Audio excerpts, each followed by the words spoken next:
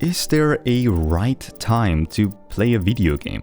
Take Rain for example. Just a few days ago, it kept me trapped inside. So naturally, I did what anyone would do. I booted up my Nintendo Switch.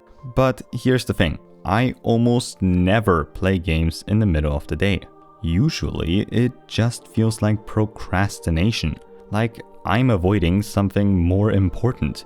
Yet, somehow, the rain completely changed that. And it got me thinking, how much does the real world actually affect the way we play? Do things like time of day influence our immersion, or even change the kinds of games we enjoy? Maybe the reason games don't feel like they used to isn't because they changed, but rather that by constantly waiting for the perfect time to play, we're the ones that are making us feel this way. If you look around online, you'll constantly see people debating the best time to play. Typically, these discussions focus on comparing playing late at night versus playing early in the morning. And I think when we were younger, most of us probably never even considered doing it in the morning. You got home, school was over, and the rest of the evening was just yours. Back then, we didn't really have to think about creating the perfect moment to play. It just happened naturally because our time was largely our own. But as we get older, our lives fill up and those stress-free evenings become more of a thing of the past.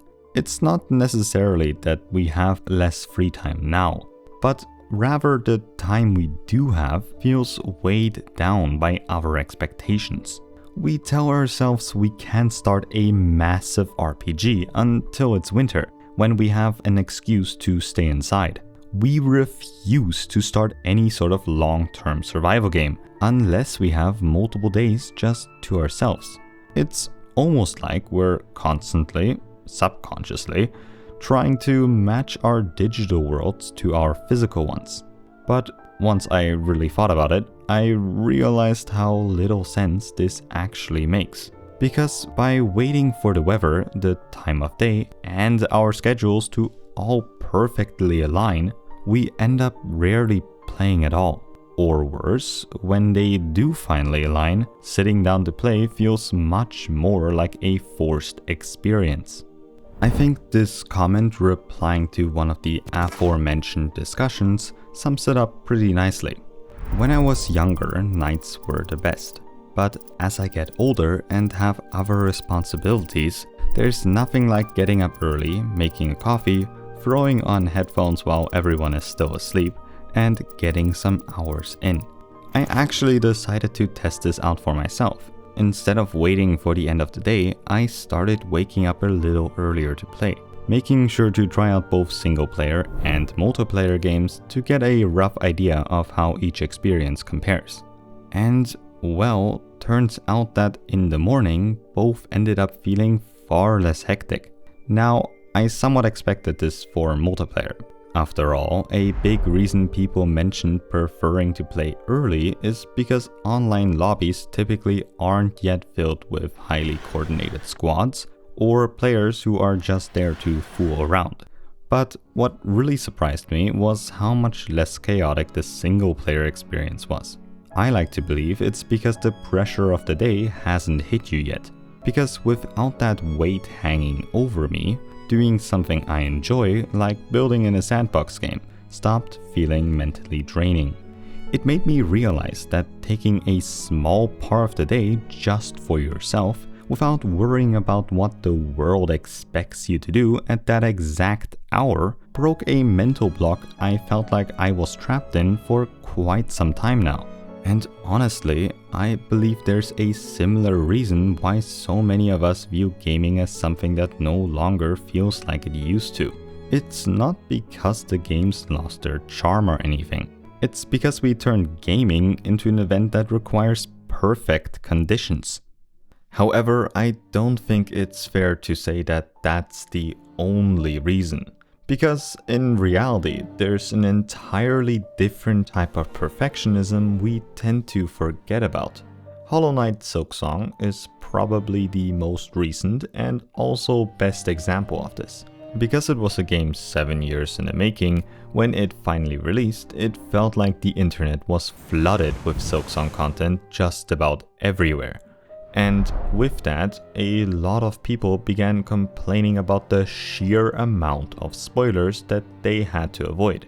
But why is it that so many always seem to find themselves responsible for avoiding those spoilers? One way of thinking about it could be that a lot of people just want to experience their favorite games for themselves. And that's the answer I first came to as well. Though that wasn't until I began to wonder just why we want to experience those games on our own in the first place. Which brings us to the other type of perfectionism I mentioned earlier.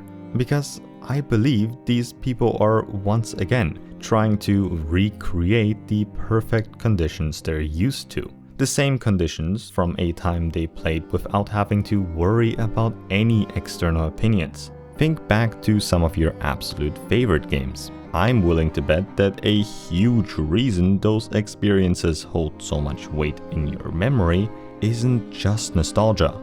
It's because you weren't playing them under a deadline. You just played. The pressure to keep up with the rest of the world simply didn't exist. You allowed yourself to experience the game entirely at your own pace. Though the difference here is that waiting around for the rain to appear, or in this case the hype to slowly fade, is that the internet has become something so large there simply isn't much any of us can do to avoid those spoilers. And maybe that's also why some people just no longer worry about being spoiled. They accepted that there's nothing they can do. But I don't think that that's the only truth here. Because if you think about it, this mindset even existed during a time before the internet could influence their viewpoint. So instead, them not worrying about spoilers might just have to do with the fact that these people aren't treating a spoiler like some world-ending threat. Now, I'm not trying to imply that everyone is being over-dramatic about spoilers. You should worry about something if it matters to you specifically. Though I think many of us simply forget to hold on to those standards. Because with the ever-flowing current that is the internet, it's easy to lose track of why we worry about something like a spoiler in the first place.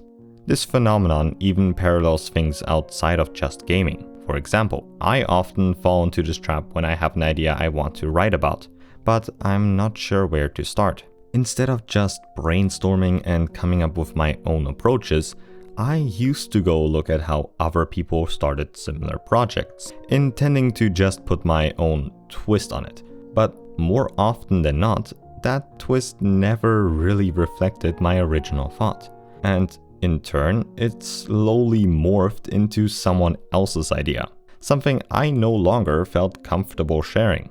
And for many of us, games have started turning into something similar. Only that instead of acting on someone else's expectation, our own fear that the game won't be enjoyable until we've waited for the right moment ends up holding us back from playing them at all.